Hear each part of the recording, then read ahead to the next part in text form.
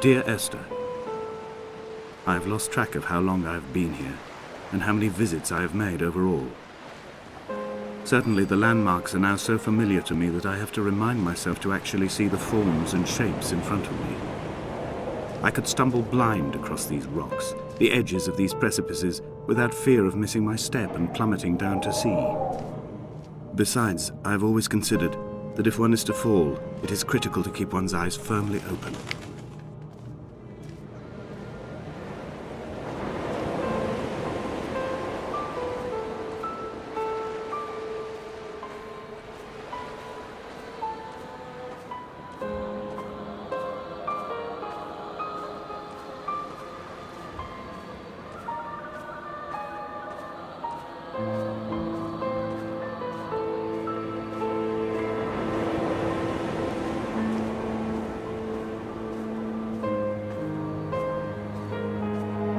Donnelly reported the legend of the hermit, a holy man who sought solitude in its most pure form.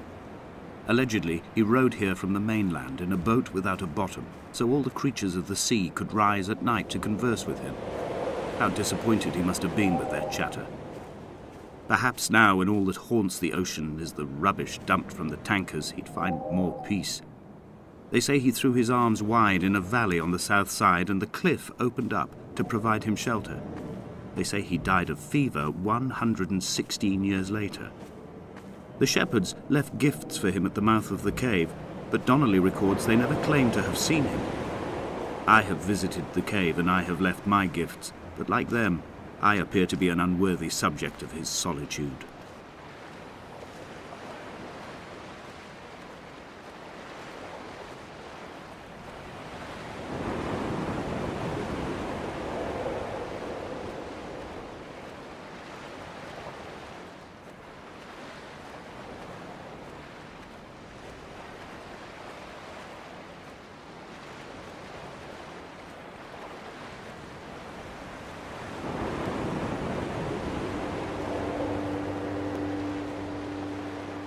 At night, you can see the lights sometimes from a passing tanker or trawler.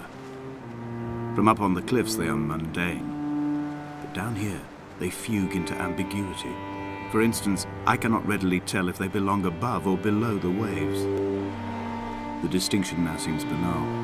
Why not everything and all at once?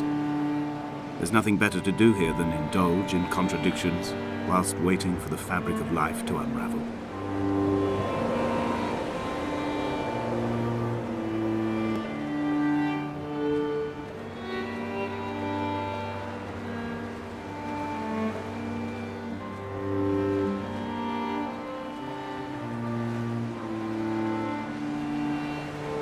I have found the ship's manifest, crumpled and waterlogged under a stash of paint cans. It tells me that along with this present cargo, there was a large quantity of antacid yogurt bound for the European market. It must have washed out to sea. God knows there are no longer gulls or goats here to eat it.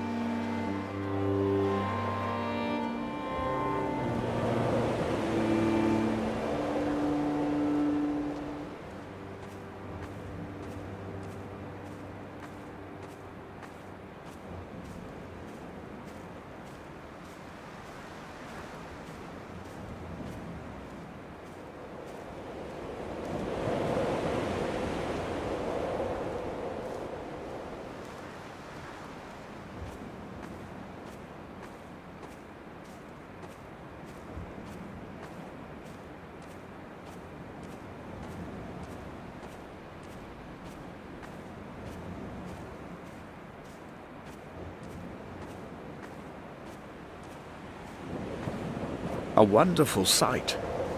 the moon cresting the junction between the cliff path and the stone circle. It cast a shadow of the ridge across the beach, all the world as if you had signed your name in untidy handwriting.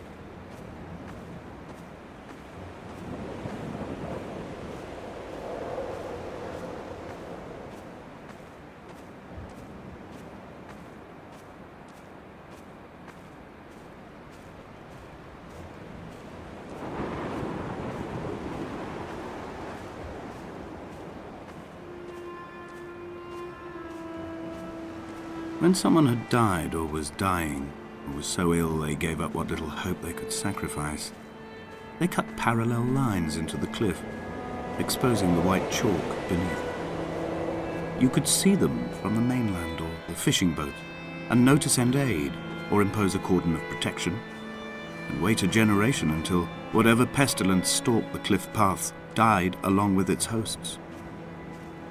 My lines are just for this: to keep any would-be rescuers at bay. The infection is not simply of the flesh.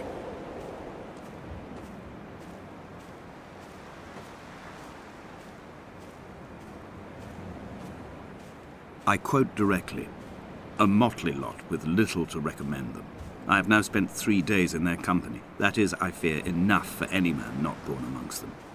Despite their tedious inclination to quote scripture, they seem to me the most God-forsaken of all the inhabitants of the Outer Isles. Indeed, in this case, the very gravity of that term, forsaken by God, seems to find its very apex. It appears to me that Donnelly, too, found those who wander this shoreline to be adrift from any chance of redemption.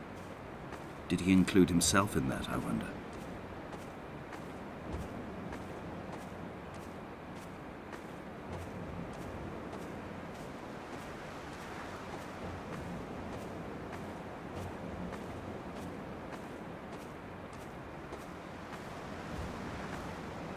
Dear Esther, I met Paul. I made my own little pilgrimage. My Damascus, a small semi-detached on the outskirts of Wolverhampton. We drank coffee in his kitchen and tried to connect to one another. Although he knew I hadn't come in search of an apology, reason or retribution, he still spiraled in panic, thrown high and lucid by his own dented bonnet. Responsibility had made him old. Like us, he'd already passed beyond any conceivable boundary of life. I would leave you presents outside your retreat, in this interim space between cliff and beach. I would leave you loaves and fishes, but the fish stocks have been depleted and I've run out of bread. I would row you back to your homeland in a bottomless boat, but I fear we would both be driven mad by the chatter of the sea creatures.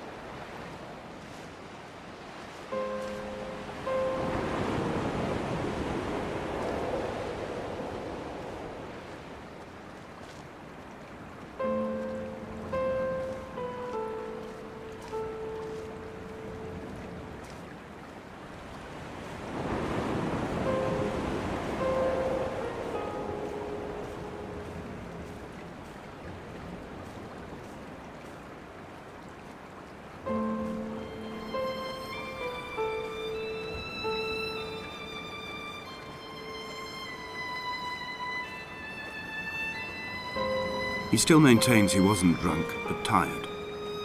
I can't make the judgment or the distinction anymore. I was drunk when I landed here, and tired too. I walked up the cliff path in near darkness and camped in the bay where the trawler lies beached. It was only at dawn that I saw the bothy and decided to make my temporary lodgings there. I was expecting just the aerial and a transmitter stashed in a weatherproof box somewhere on the mount. It had an air of uneasy permanence to it. Like all the other buildings here, Erosion seems to have evaded it completely.